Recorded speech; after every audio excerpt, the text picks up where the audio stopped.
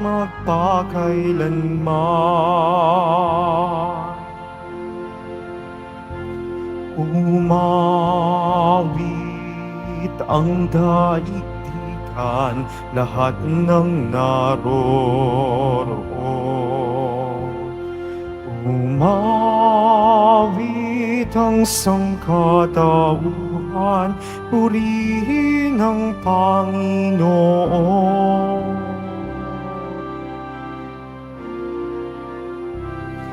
Papuri sa kaitaasan, siya'y papurihan, Diyos ng lahat. O papuri sa kaitaasan, siya'y papurihan, ngayon at magpakailanman.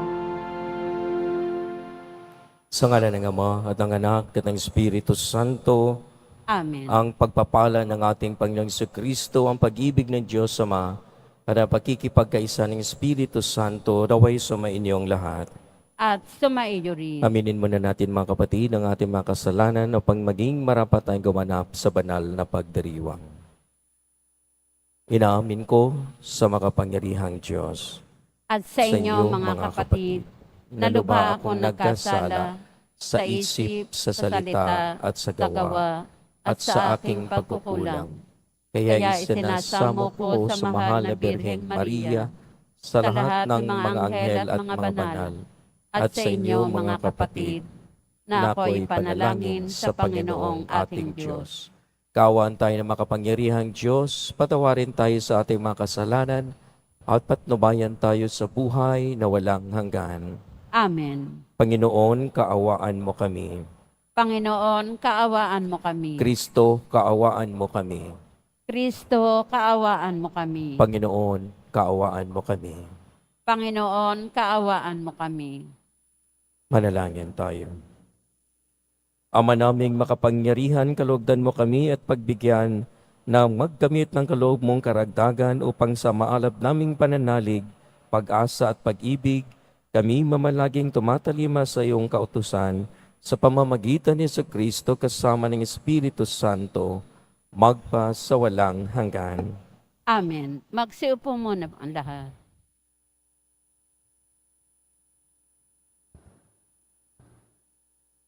Pagbasa mula sa aklat ni Propeta Jeremias. Pinapunta ng Panginoon si Jeremias sa pintuan ng templo at ipinasabi ang ganito, "Makinig kayo mga taga-Huda na nagkakatipon dito upang sumamba sa Panginoon. Pakinggan ninyo ang salita ng Panginoon, ang Diyos ng Israel. Baguhin ninyo ang inyong pamumuhay at kayo'y papayagan niyang manatili rito. Huwag ninyong dayain ang inyong sarili sa pag-ulit-ulit na pagsasabing, ito ang templo ng Panginoon, ang templo ng Panginoon.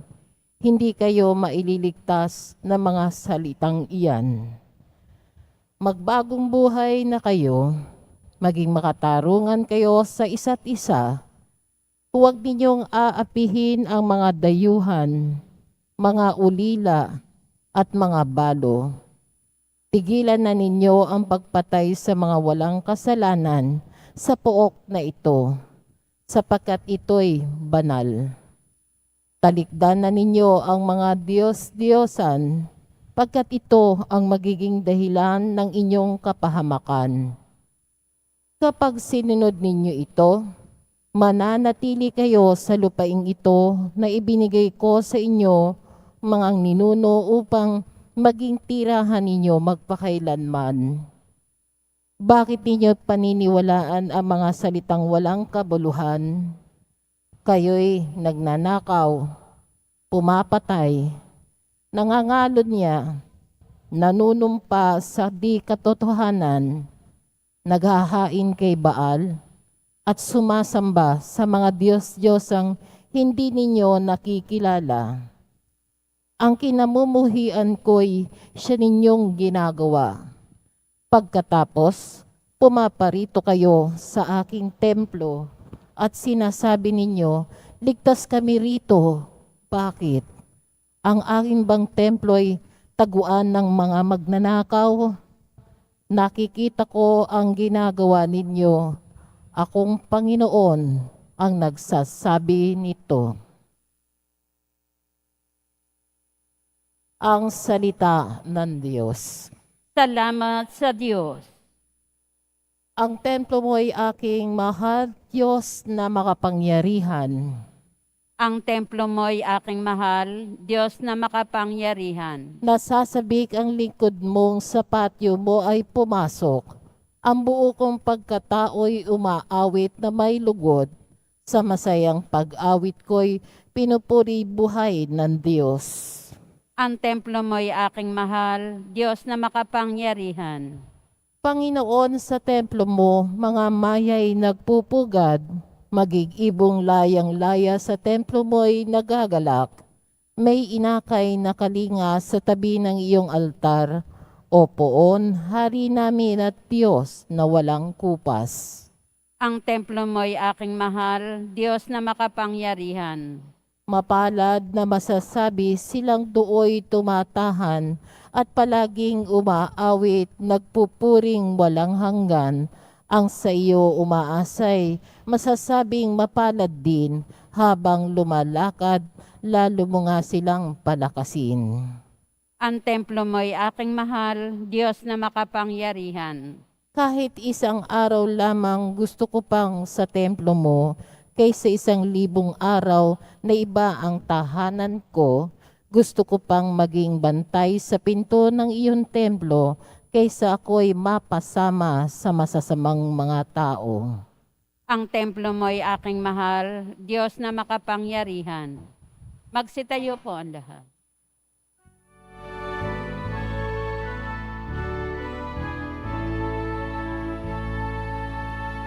Hallelujah, hallelujah,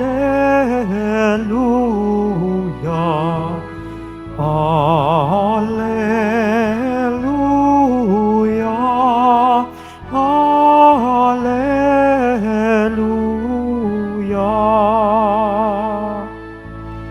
Sa kababaan ng loob, dinggin ang salita ng Diyos upang kayo ay matubos.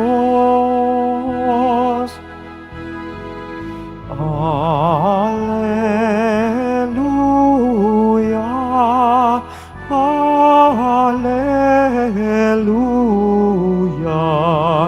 hallelujah, hallelujah.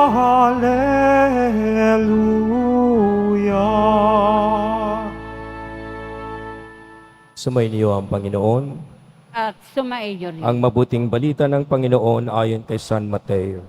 Papuri sa iyo, Panginoon. Noong panahong iyon, inilahad na Jesus ang talinghagang ito sa mga tao. Ang pagkahari ng Diyos ay katulad nito. May isang taong nagasik ng mabuting binhi sa kanyang bukid. Isang gabi, samantalang natutulog ang mga tao, dumating ang kanyang kaaway at naghasik ng masasamang damo sa triguhan.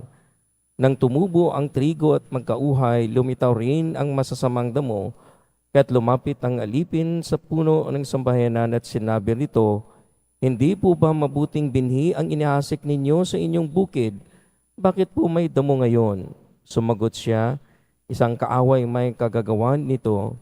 Tinanong siya ng mga utusan, "Bubunutin po ba namin ng mga iyon?" "Huwag," sagot niya, "baka mabunot pati trigo.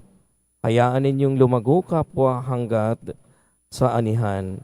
At pag-ani sasabihin ko sa mga tagapag-ani, tipunin muna ninyo ang mga damo at inyong pagbigkis-bigkisin upang sunugin at ang trigo'y inyong tipunin sa aking kamalig."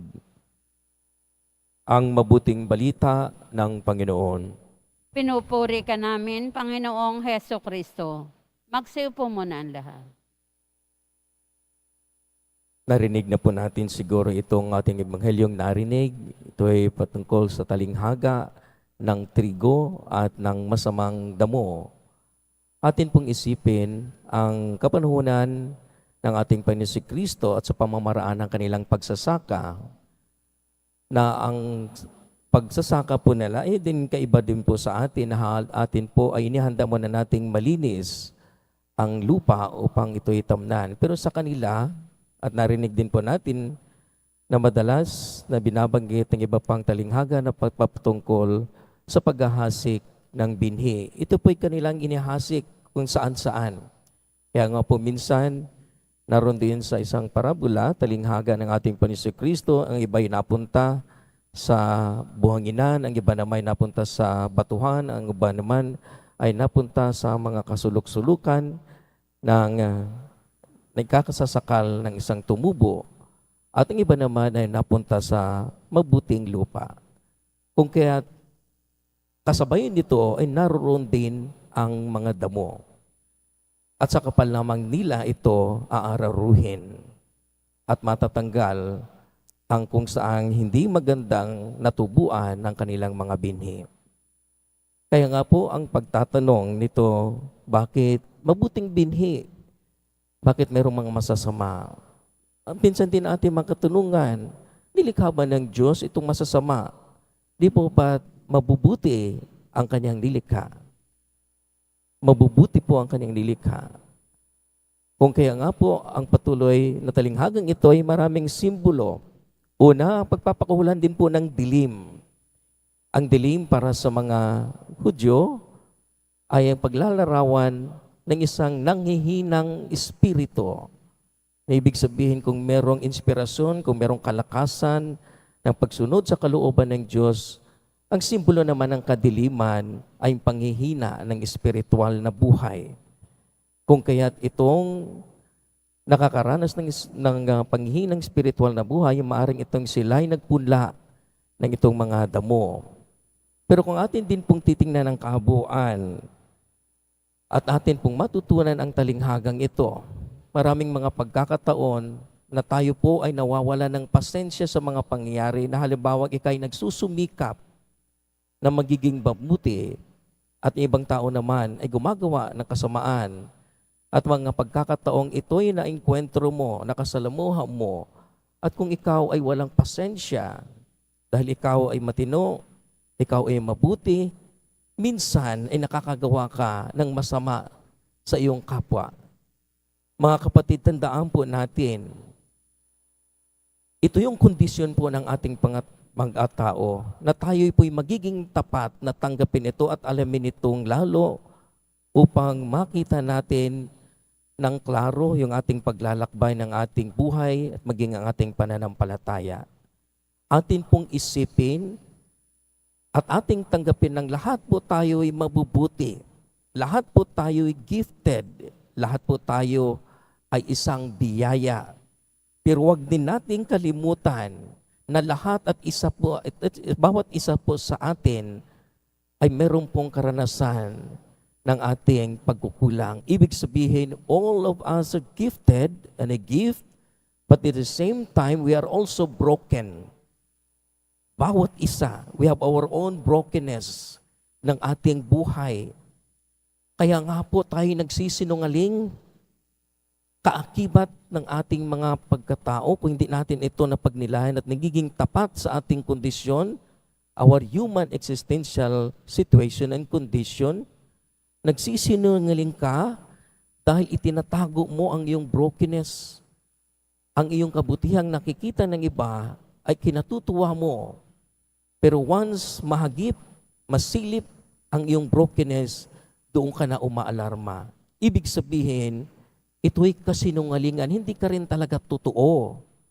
At tandaan po natin, ang galaw ng demonyo, siya po ay prinsipe ng kasinungalingan. As much as possible, he tried to convince you to make a lie, to be dishonest. Huwag mong ipakita ang iyong pagka-broken, ang iyong mga limitasyon ng iyong pagkatao. Lahat-lahat ay gusto nating may angat sa pamamagitan ng makita ang ating kabutihan. But that is our human existential condition and situation ng ating pagkatao. Nang meron kang kabutihan, meron ka ring mga kasamaan. Kung kaya, ano po ang leksyon ng ating matutunan? Na habang tayo po siguro'y nagiging hindi pasensyoso sa iba ng kanilang kahinaan, ang kanilang kasalanan. Ganon din po siguro kung ating isipin, kung hindi po maging pasensyoso ang Diyos sa atin, ano pong ating kinalalagyan ng atin din mismong mga kasalanan at pagkukulang.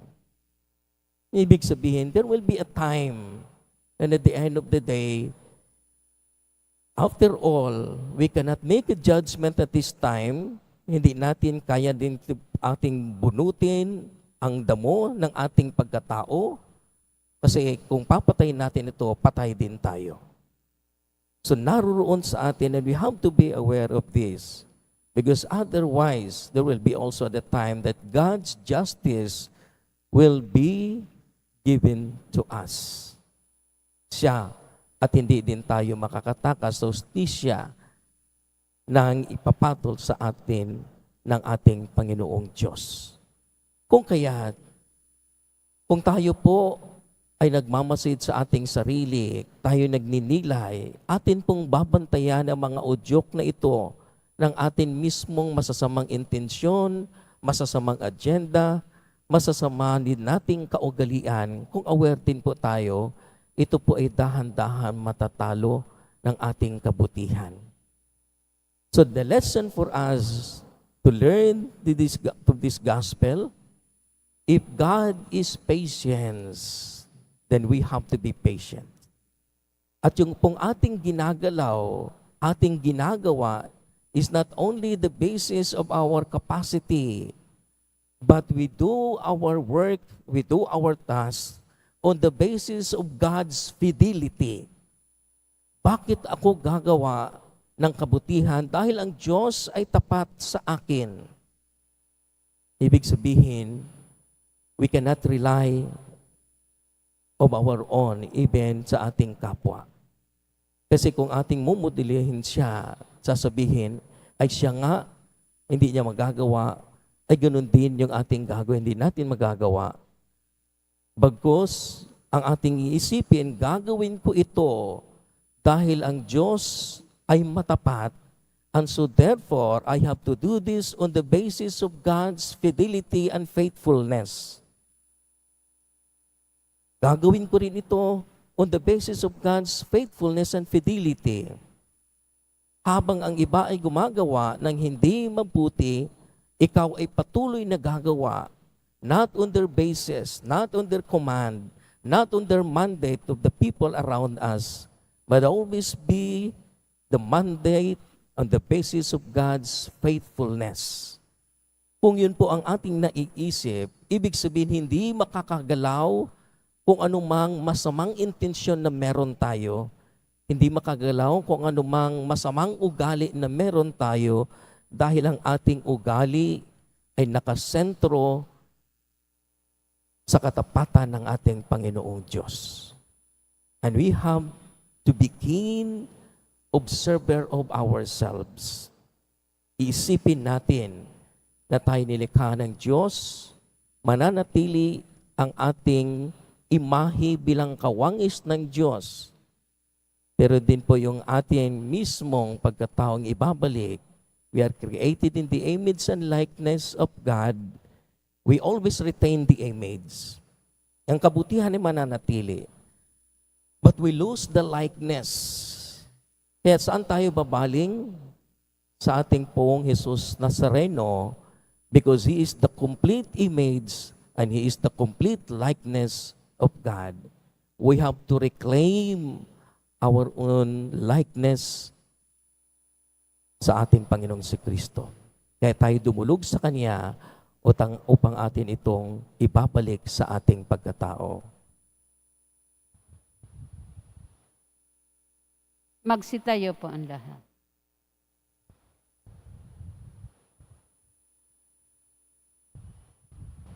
Mga kapatid, bilang marurupok at mahihinang tao, iniluluhog natin sa ating Amang nasa langit ang ating mga kahilingan dahil sa kanyang habag at pag-ibig, hinangad niya na maligtas tayo at makarating sa karunungan ng katotohanan.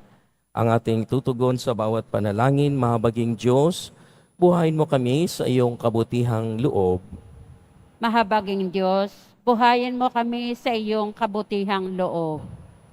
Ang mga pinuno ng simbahan, naway laging gumawa para sa kabutihan ng mga kaluluwa, lalo na ng mga mahihirap at mga hindi pinalad.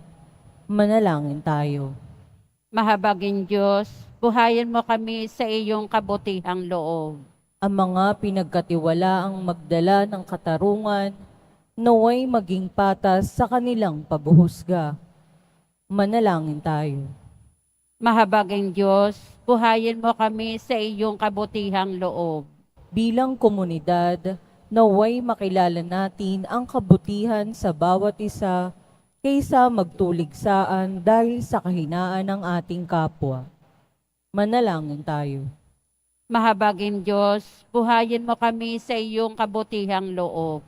Ang mga may sakit at mga nagdurusa, naway makatagpo ng kasiyahan sa katotohanan ng pag-ibig ng Diyos sa kanila.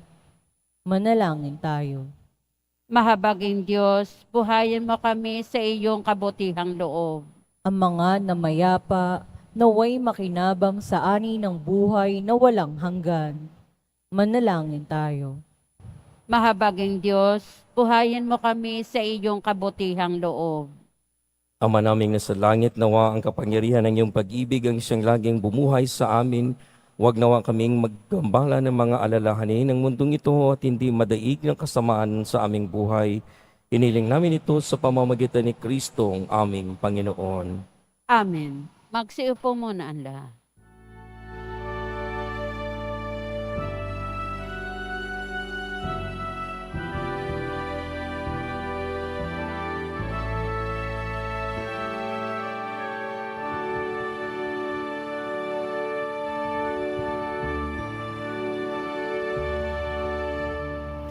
Aming alay sa iyo, Panginoon.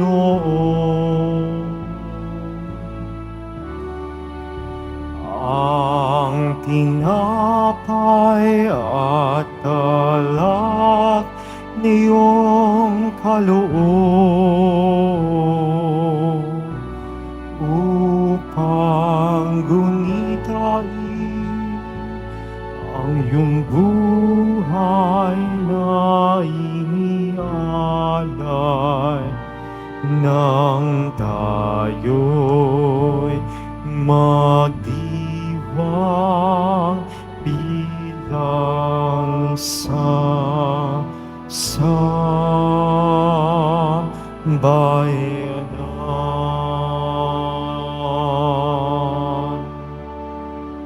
Magsitayo po ang Manalangin kayo mga batido, pang paghain natin ay kalugdan ng Diyos amang makapangyarihan. Tanggapin nawa ng Panginoon itong paghahain sa iyong mga kamay, sa kapurihan niya at karangalan, sa ating kapakinabangan at sa buong sambayanan niyang banal. Ama naming lumikha, lahat ng iyong mga paghahaing ipinag-uutos noong araw ay iyong pinagtibay sa isang haing hantungan ng tanan. Tanggapin at ginaganap ngayon ng iyong mga lingkod at basbasan mo ito sa kabanalang gaya ng kayong kaloob sa mga alay ni Abel na lubhamong kinalulugod, upang ang mga handog ng bawat isang nagbigay para sambahin ang banal mong ngalan ay magkamit ng karagdagan mong kasiyahan sa pamamagitan ni Jesucristo kasama ng Espiritu Santo magpas sa walang hanggan. Amen. Sumainyo ang Panginoon. At sumaiyo Itaas sa rin. Diyos ang inyong puso at diwa. Itinaas na namin sa Panginoon. Pasalamatan natin ang Panginoong ating Diyos. Marapat na siya ay pasalamatan. Ama naming makapangyarihan, tunay ngang marapat na ikaw ay aming pasalamatan. Pinagbibigyan mong ito'y aming maihayag kahit na ito'y walang anumang maidaragdag. Sa kadakilaang sa iyo ay likas, sa napagpupuri namin ang nakikinabang ay kami ring iyong pinakihiharapan sa pamamagitan ng iyong anak na minamahal. Kaya kaisa ng mga anghel na nagsisiawit ng papuri sa iyo Nang walang humpay sa kalangitan, kami nagbubunyi sa iyong kadakilaan. Santo, Santo, Santo, Panginoon Diyos ng mga hukbo, napupuno ang langit at lupa ng kadakilaan mo. O sana sa kaitaasan, pinagpala ang naparirito sa ngalan ng Panginoon. O sana sa kaitaasan. Magsiluhod po ang lahat. Ama naming banal, ikaw ang bukal ng tanang kabanalan, kahit sa pamamagitan ng iyong Espiritu gawin mong banal ang mga kaloob na ito upang para sa amin magiging katawan at dugo ng aming Panginoong Heso Kristo. Bago niya pinagtiis ang kusang loob na maging handog, ginawa kanya ang tinapay, pinasalamatan kanya, pinaghati-hati niya at inabot sa kanyang mga lagad at sinabi, tanggapin ninyong lahat ito at kanin, ito ang aking katawan na ihahandog para sa inyo.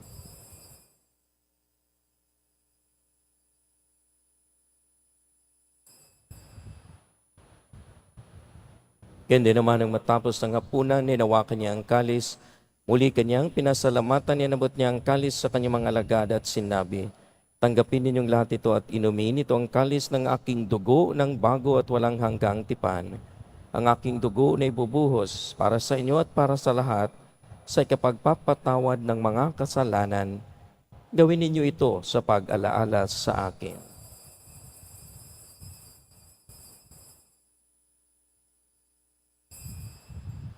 Tumayo po ang lahat. Pagbunyin natin ang misteryo ng ating pananampalataya. Si Kristo'y namatay, si Kristo'y nabuhay, si Kristo'y babalik sa wakas ng panahon. Ama, ginagawa namin ngayon ang pag-alaala sa pagkamatay at muling pagkabuhay ng iyong anak. Kaya't inaalay namin sa iyo ang tinapay na nagbibigay buhay at ang kalis na nagkakaloob ng kaligtasan. Kami nagpapasalamat dahil kami iyong minarapat na tumayo sa harap mo para maglingkod sa iyo. Isinasamo namin kami magsalo-salo sa katawan at dugo ni Kristo ay mabuklod sa pagkakaisa sa pamamagitan ng Espiritu Santo. Ama, lingapin mo ang iyong simbahang laganap sa buong daigdig. Puspusin mo kami sa pag-ibig, kaisa ni Francisco na aming Papa at ni Jose na aming Obispo at ng Tanang Kaparian. Alalahanin mo rin ang mga kapatid naming nahimlay na may pag-asang sila'y muling mabubuhay, gayon din ang lahat ng mga pumanaw. Kaawaan mo sila at patuloyin sa iyong kaliwanagan. Kaawaan mo at magindapating kaming lahat na makasalo sa iyong buhay na walang wakas. Kaisa ng mahal na Birheng Maria na Ina ng Diyos, ng kabiyak ng puso niyang si San Jose, kaisa ng mga apostol, ni San Juan Bautista at ang lahat ng mga banal na namuhay dito sa daigdig ng kalugod-lugod sa iyo, maipagdiwang nawa namin ang pagpupuri sa kararangal mo sa pamamagitan ng iyong anak na aming Panginoong Heso Kristo. Sa pamamagitan ni Kristo, kasama niya at sa Kanya ang lahat ng parangal at papuri ay sa iyo, Diyos Amang makapangyarihan, kasama ng Espiritu Santo, magpa sa walang hanggan.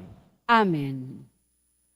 Sa tagubilin ng nakakagaling na utos sa turo ni Jesus na Panginoon natin at Diyos, ipahayag natin ng lakas loob.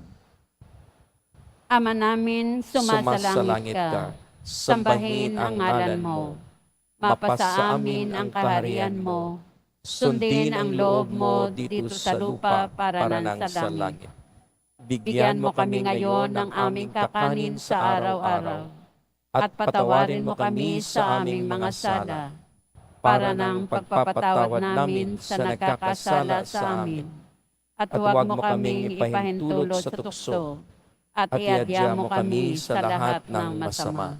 Iniling namin kami adya sa lahat ng masama, pagkalooban ng kapayapaan araw-araw, iligtas sa kasalanan at ilayo sa lahat ng kapahamakan, samantalang aming pinananabikan ng dakilang araw ng pagpapahayag ng tagapagligtas naming sa Heso Kristo. Sapagkat iyo ang kaharian at ang kapangyarihan at ang kapurihan magpakailanman. Amen. Panginoong Heso Kristo, sinabi mo sa iyong mga apostol, kapayapaan ang iniiwan ko sa inyo, ang aking kapayapaan ang ibinibigay ko sa inyo. Tunghayan mo ang aming pananampalataya, tuwag ang aming pagkakasala. Pagkalooban mo kami ng kapayapaan at pagkakaisa ayon sa iyong kalooban, kasama ng Espiritu Santo, magpa sa walang hanggan. Amen. Ang kapayapaan ng Panginoon ay laging sumainyo. At sumaiyo rin. Magbigay kayo ng kapayapaan sa isa't isa. Peace, peace. Kordero ng Diyos na nag-aalis ng mga kasalanan ng sanlibutan, maawa ka sa amin. Kordero ng Diyos na nag-aalis ng mga kasalanan ng sanlibutan, maawa ka sa amin. Kordero ng Diyos na nag-aalis ng mga kasalanan ng sanlibutan, ipagkaloob mo sa amin ang kapayapaan.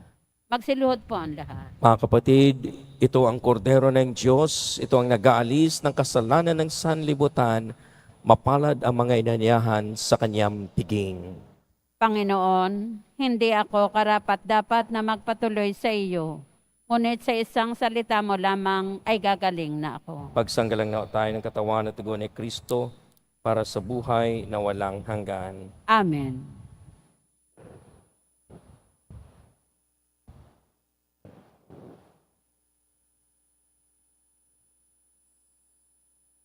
Para sa lahat ng tatanggap ng banal na komunyon, sasagot po tayo ng amin, pagkasabi ng pari o ng lay minister ng katawan ni Kristo.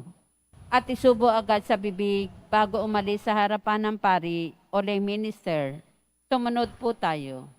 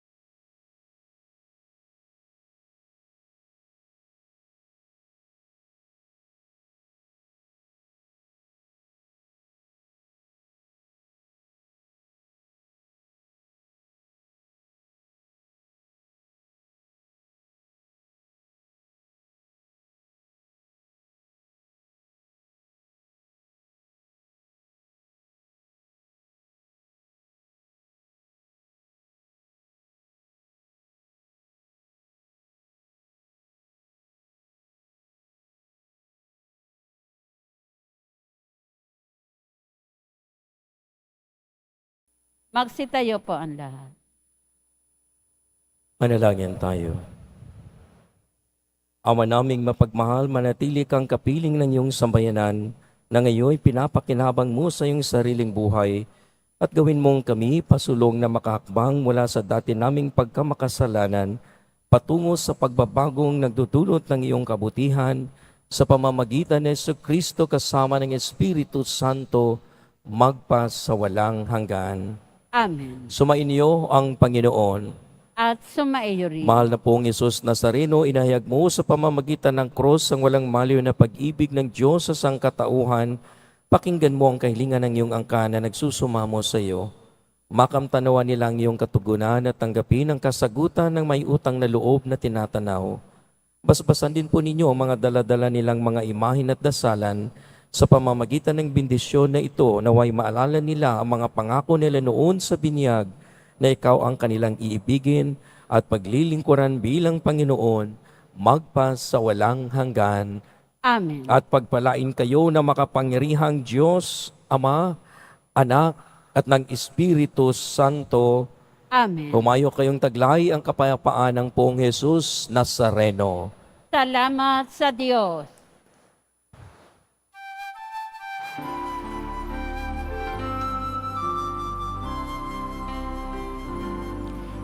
Nuestro Padre Jesus Nazareno, sinasamba ka namin.